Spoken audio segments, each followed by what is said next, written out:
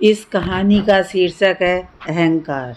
यह कहानी है उस समय की जब भारत में मुगलों का राज हुआ करता था। सभी राज्य उनके अधीन थे। उन्हीं दिनों गुजरात के महाराजा की बड़ी बेटी का विवाह होने वाला था। अब जबकि विवाह एक राजकुमारी का था, राजा ने मंत्री को आदेश दे दिया कि विवाह में किसी प्रकार की कोई कमी नहीं होनी चाहिए। मंत्री सेनापति से लेकर महाराज के सारे कर्मचारी विवाह की तैयारियों में जुट गए। सभी व्यापारियों को बुलाकर उन्हें अलग अलग काम सौंप दिए गए।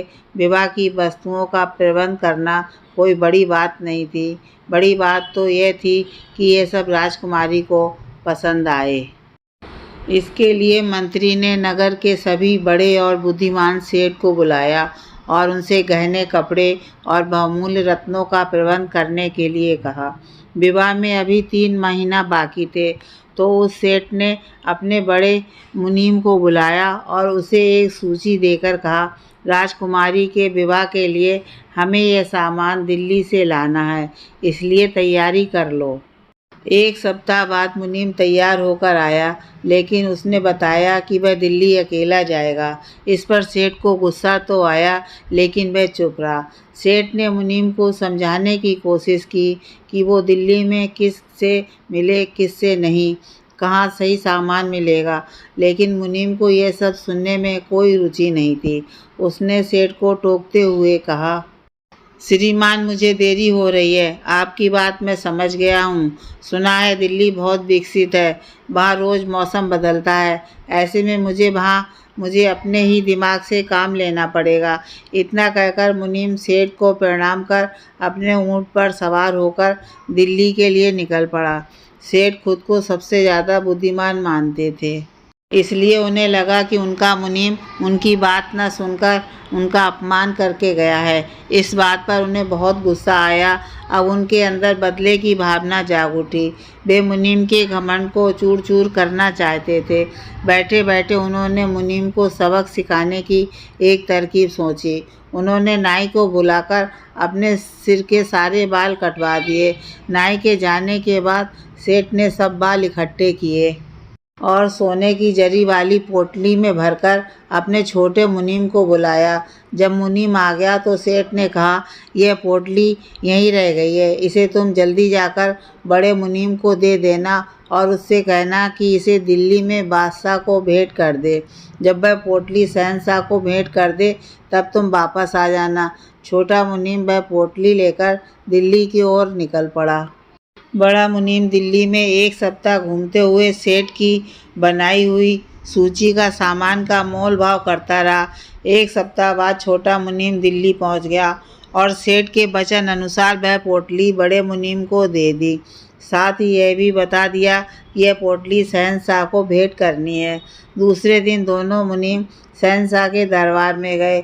बड़े मुनीम ने छोटे मुनीम को बाहर ही रुकने के लिए कहा। स्वयं वह उस पोटली के साथ कुछ और उपहार लेकर शहंशाह के सामने पहुँचे और भेंट देते हुए कहा कि यह सब हमारे सेठ जी ने आपके लिए भेजा है। बाकी सब उपहार तो खुले हुए थे, इसलिए सबको दिख रहे थे। बस एक पोटली ही थी जिसमें किसी को नहीं पता था कि क्या है। शहंशाह ने जब पोटली खोली तो उसमें से बाल उड़ने लगे। पोटली में बाल देखकर शहंशाह का पारा 7वें आसमान पर चढ़ गया।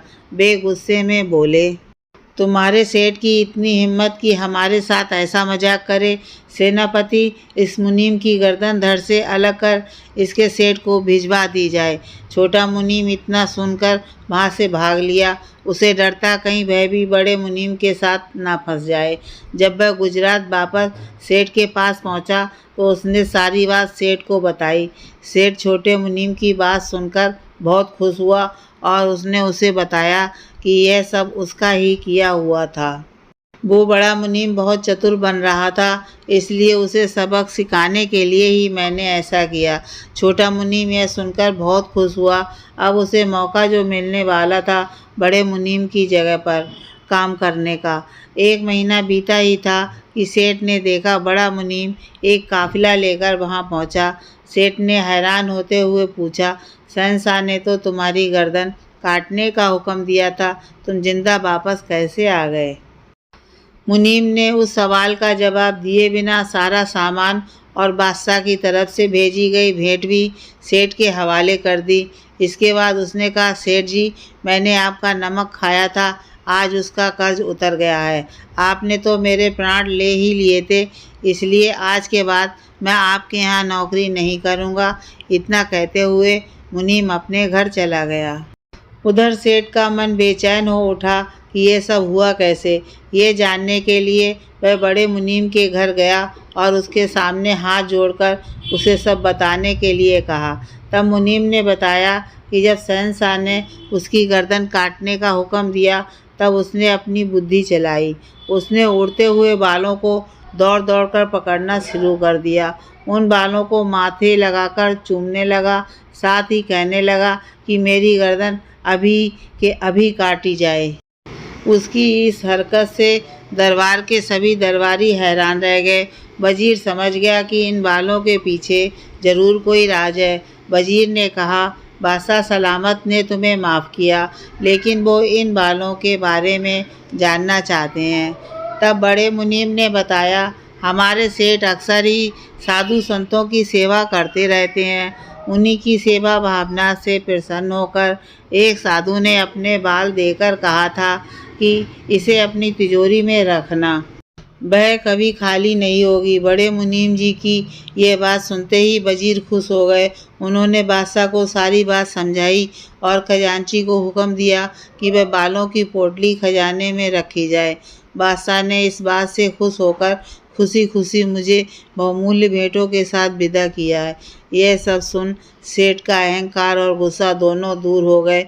मुनीम जी ने भी उन्हें समझाया, किसी से शिक्षा लेकर हम कुछ हालातों का सामना करने के लिए तैयार हो सकते हैं, लेकिन जब नए हालात पैदा हो जाएं तो हमें अपनी ही बुद्धि से काम लेना पड़ता है।